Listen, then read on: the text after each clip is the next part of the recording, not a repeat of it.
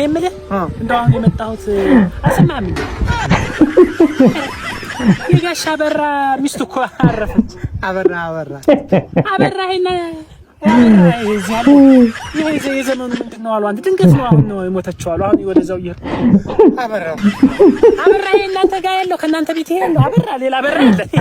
አትቀልዳለህ። እኔ ወደዛው አይደለም ገቱ አበራ ወይትኛው አበራ ይሄ እናንተ ምን ነው ነው እዛው እንሂድና እንትን አለሚቱ ሚስት አለሚቱ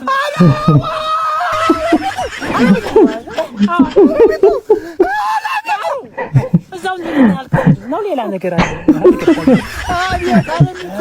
አቤት አለሚቱ